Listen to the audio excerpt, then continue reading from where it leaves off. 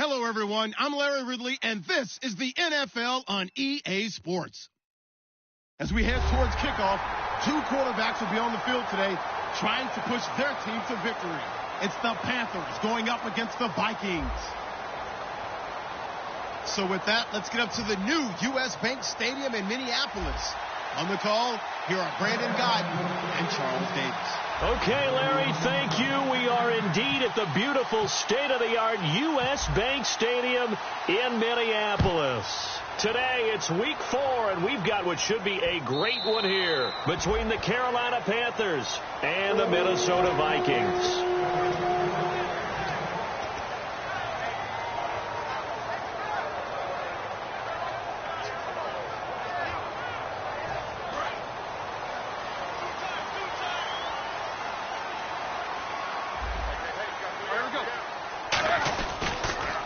They'll run for the first time with Johnson, and he'll go down right at the 30-yard line.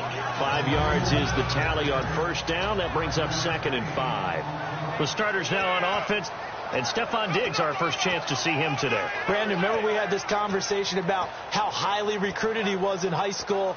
Didn't quite live up to it in college due to some injuries. But, boy, as he hit the NFL like a bomb. Stephon Diggs, a crafty, mature route runner who can go the distance. On second down, here's Roethlisberger. He completes it to Julio Jones. That one goes for 13 yards, and it moves the sticks.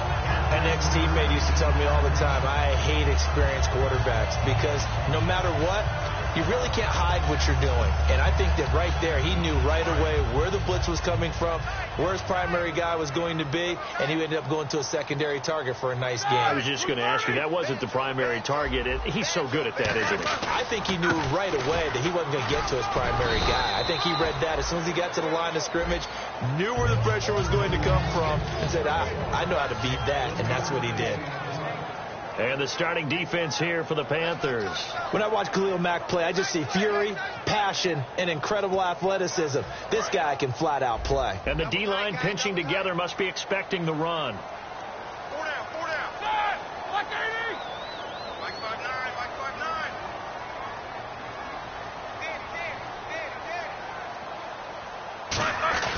On second down, Johnson. And no room to maneuver there. Give him a yard up to the 47. Well, I think we know by now that every run is not going to be broken and get all the way to the end zone. But these short ones still have their value. You can still set up your play action and throw the football. You control the clock because you have the ball and they don't. And often the physicality sets the tempo for the game. On third down, Roethlisberger. And he can't quite intercept it. Zone coverage, free safety was there. Couldn't come up with it, and now it's fourth down. Oh, man, that was close. The opportunity to change momentum, big play, right in his hands, unable to come down with it. A sigh of relief, no doubt, on offense that fell harmlessly to the ground. And no return possible here as they angle this one out of bounds.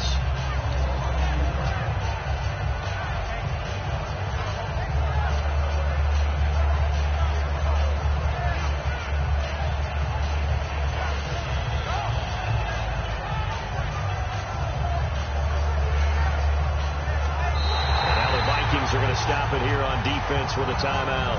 They'll have 2 remaining as we step aside here in this first quarter.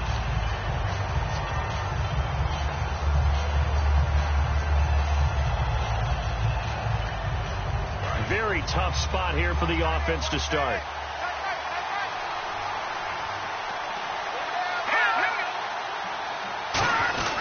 They'll try it with a fullback, Gronkowski.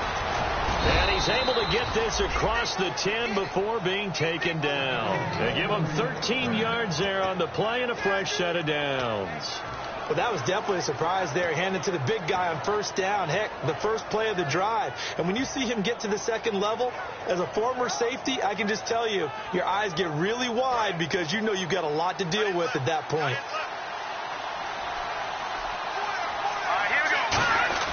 On first down, it's Lynch. And this one hauled in by Will Tye. 7 yards, the pickup on the pitch and catch. Well, clearly one of his advantages as a passer is his height. Sit back in the pocket, fired over the middle. That makes things tougher defensively, doesn't it? It really does, because your goal is to move the quarterback off his initial spot when he gets his drop back completed. But when you have that type of height, he can stay in there. If he's willing to take the hits and just fire over the top, which saves him time and actually completes a play a little bit quicker than it normally does for a quarterback that has to slide and find open space to throw.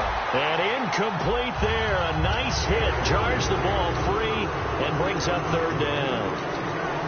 And a lot of the weight of this offense falls on the shoulders of the running back. That's because the offense knows if they give him any openings, any opportunities, he can turn it into a big play at any time. Here's the first carry for Le'Veon Bell. 5 yards is the pickup there as that extends this drive. On third down, that's a good job of situational football and understanding where the first down marker was and getting there.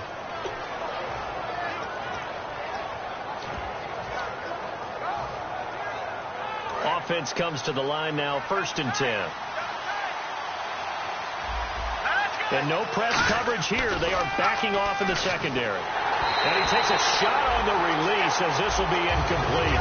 Will tie the intended receiver. That'll bring up second down. Quickly now a look at the defensive starters for Minnesota. Eric Kendricks is another one of those bloodline guys in the NFL. His brother Michael also plies his trade as a linebacker. And Eric's trying to show him he's the best in the family. Second down here after the incomplete pass.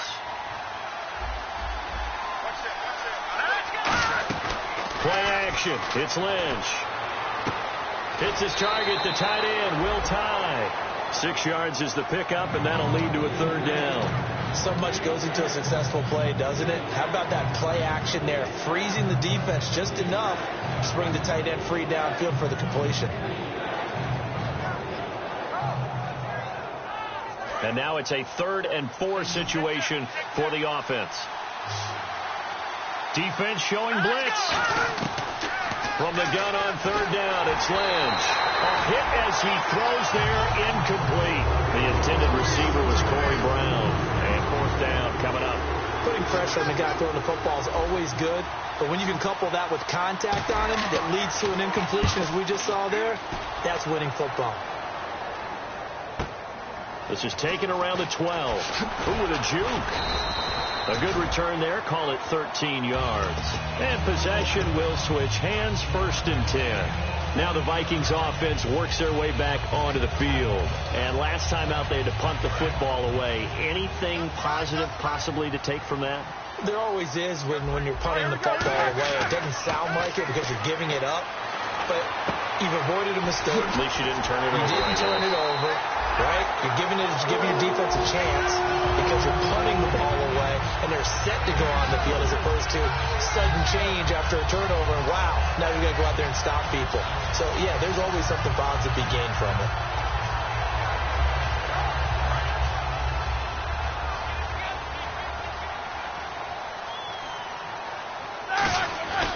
The 1st down carry here for Johnson. And he's going to fight his way forward here for a modest gain. It's a 7-yard carry to set them up with a 2nd and 3. Some runs are blocked so well, you almost forget that someone has to carry the ball to gain the yardage. The leverage by the offensive line to create space up front, really well done. Here's Roethlisberger to throw. He's going to hit his man out of the backfield, complete. And here he'll be brought down a little shy of the 35 at the 36. A nice pickup there, 10 yards, and it'll move the sticks. It's funny, throughout the time that we've been together, when we talk with running backs about the ability to catch the ball, their eyes light up when they talk about open field and having one-on-one matchups, don't they? Yeah, they do. And that's the reason why. What we just saw, shedding those tackles, and that's what they're used to doing. It is, and it starts at the beginning of the play. One-on-one matchup if someone's trying to cover them, but they also like those one-on-ones downfield after the catch when they're running with the ball. They think they're going to win those, too. Just a yard on the 1st down carry, so it's 2nd and 9. A 1-yard gain can look like a disaster. It all depends on how the game is going. Is it a series of 1-yard gains running the ball? If that's the case, you might have to start thinking about throwing it a little bit more. But if it's just the occasional 1-yard run, hey, congratulations to the defense. They won that one. Come back and get them the next time. Eluding the pressure right. They'll give him a yard on the play, and they're going to face a 3rd down. I think we have to give credit to him for buying time and extending the play. But, you know, there's some really upset defenders on that one. They thought that they had him. Instead, he was coated in Teflon and got away. Back now with Charles Davis. I'm Brandon Gaudin. 2nd quarter begins with the Vikings holding the football. They're on the march, but facing a 3rd down here.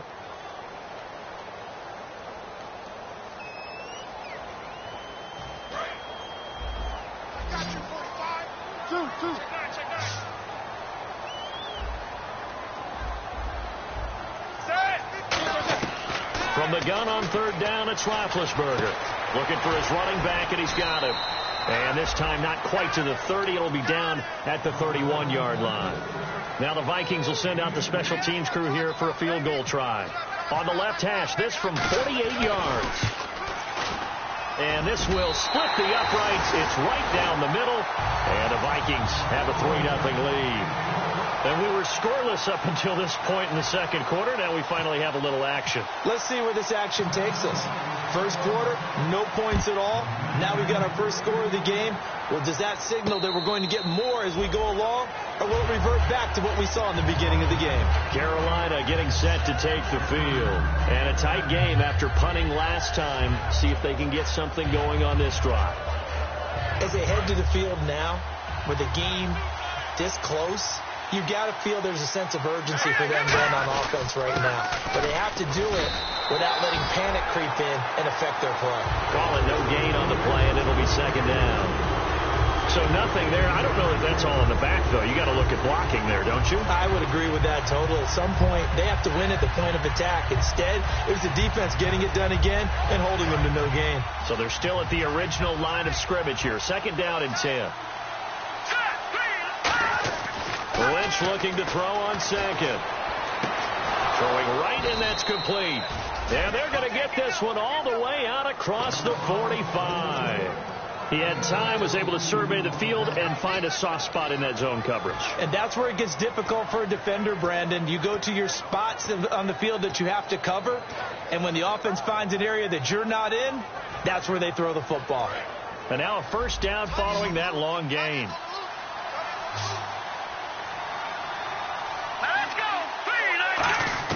On 1st and 10, it's Lynch. Quick hitter here, it's complete. Give him a couple on the catch, it's 2nd and 8. And that's one of his advantages of a passer, is now with his height, setting back there in the pocket, firing it over the middle, he can really see everything clearly. It is, and I know that other quarterbacks get it done different ways, all right? You don't have to be his height to make a great play. But what he does is he takes away having to make those slide steps in the pocket to find angles to throw the ball through. He just throws right over the top of it because he can see everything, and sometimes that saves time and gets the ball to a receiver quickly. The best defensive linemen, they play with great leverage so they can get low and not get bowled over by offensive linemen. They have excellent hands. They can throw people off on a play. We just saw a great example of a really good run stop by a guy playing the defensive tackle position. So following the run, we'll see what they do here on 3rd down.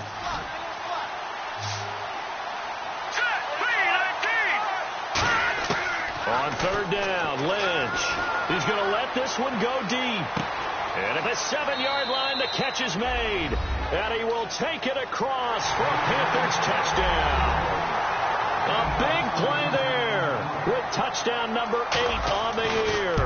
And the Panthers have taken the lead. And he'll bang that one through.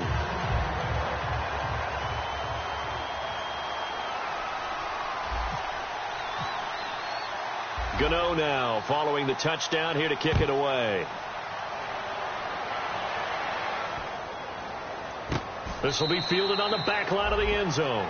Now the Minnesota offense set to take over again. And after the field goal last time, we'll see what they can get here. At least they got points out of the last drive, Charles. I never met an offensive coach that didn't want a drive to end with a kick. Most of them want it to end with a PAT, right? In this case, a field goal, they'll take it. Way better than the alternative, which is a punt. Yeah, but you met fan bases that wanted that.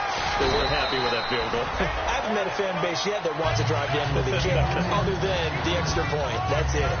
First play of the drive, let's give credit all around. Excellent blocking, but the guy carrying the ball, he was the finisher. A really nice run. Offense staying ahead of the chains here, 2nd and 3.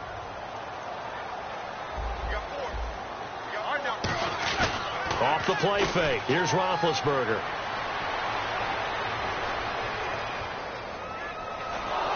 And a big loss here as he's taken down. The defense rising to the challenge and setting him back on the sack. And he was plus 5 seconds there with a football. Is there a time that a quarterback has to get rid of it? Somewhere generally around. Now whistles come in. We're going to get a timeout here by the offense. That's their second, so they'll have one remaining here in this second quarter. We'll be right back.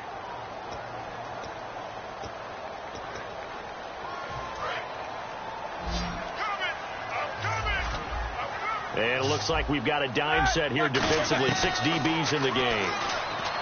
Now Roethlisberger. He's going to loft one deep left side here. And that one incomplete. Had some position but couldn't hold on, and it brings up 4th down.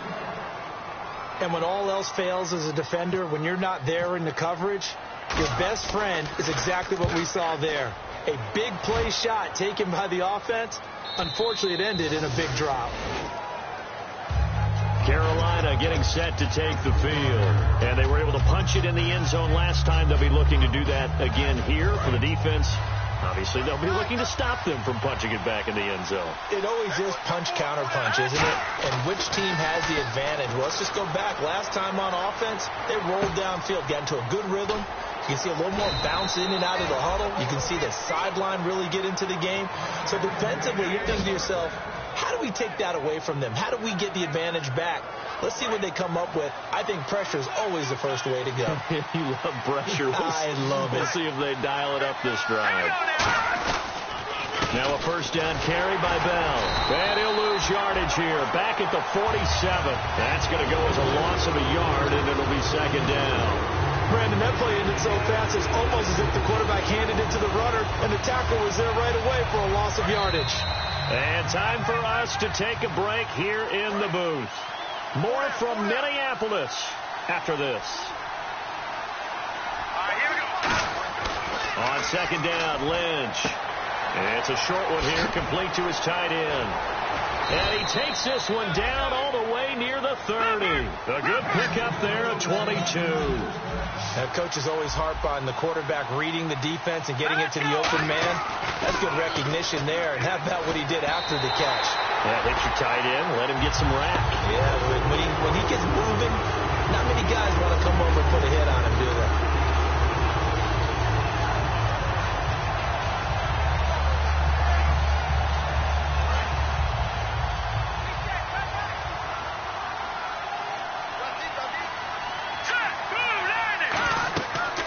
Second down, here's Lynch.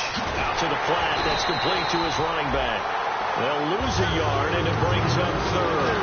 Really good defensive effort. They were all over that little swing pass out to the right side before lost yardage.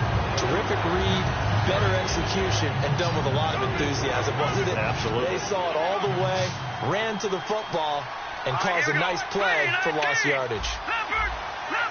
And some changes here as the D-line separates some.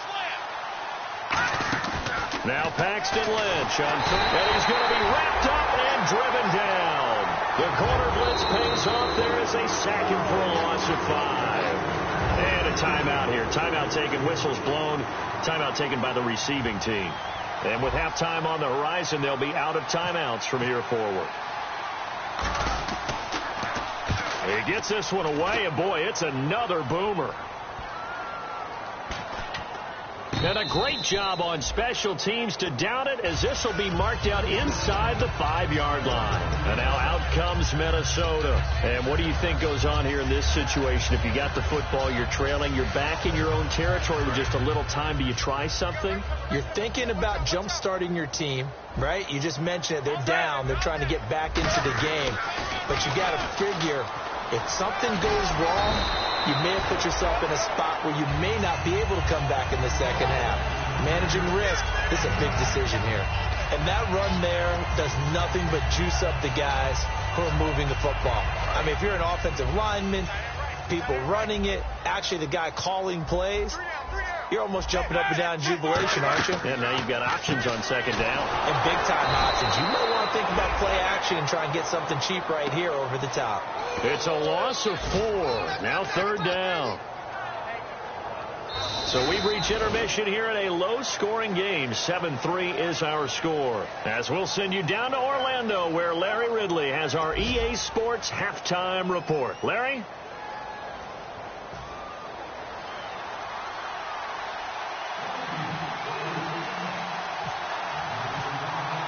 So both teams have their marching orders, and we'll get going again here in quarter number 3. That'll be taken in the end zone. And a nice return sets them up pretty good here at the 30-yard line. Out come the Panthers. They'll have it first on offense in the third quarter. They have the lead. Now they'll be looking to extend that lead. And this is where I enjoy talking about one of my favorite subjects, tendency breakers, or counters as I also like to call them. You've done things in a certain way in the first half, and they've had ability to see what you've done. They're going to make make their adjustments. So guess what? You adjust yourself and try and stay ahead of the pace because you are looking for some separation in this ball game. The adjustment to the adjustment. Without a doubt. Show them one thing, hit them with something else. First down and 10 now for the offensive group.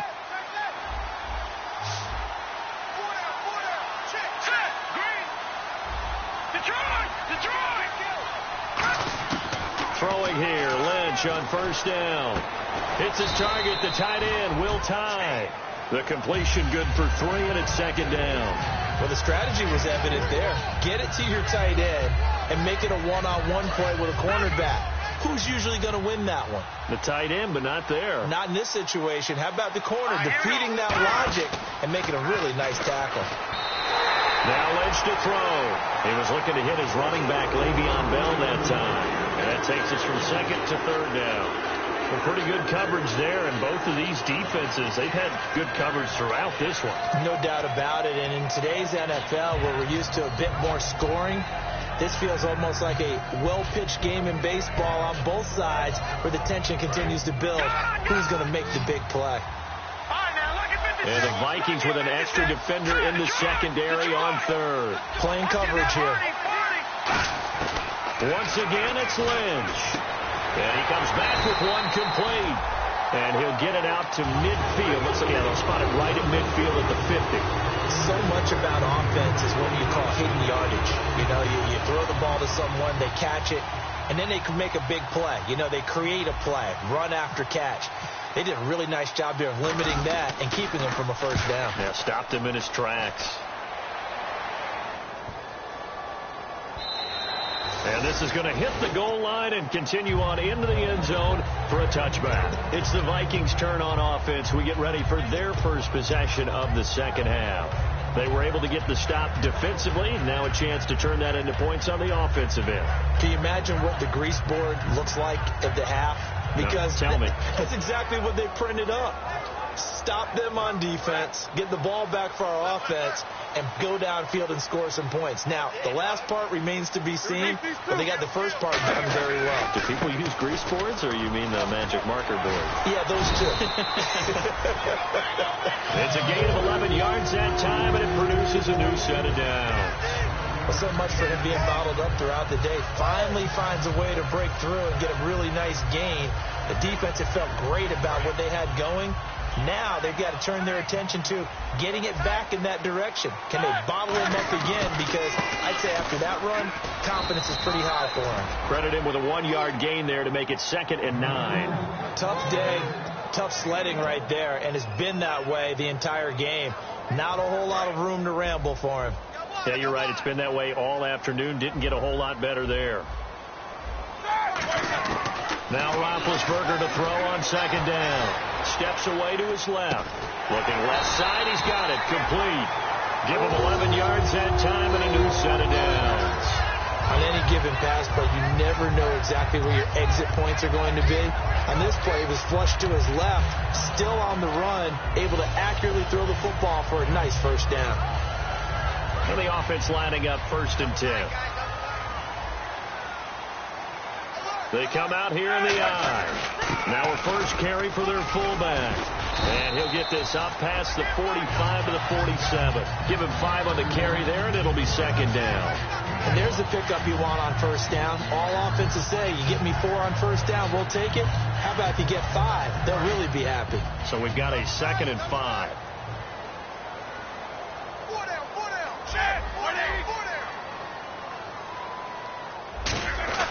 They stay on the ground. This time it's Johnson. 2 yards.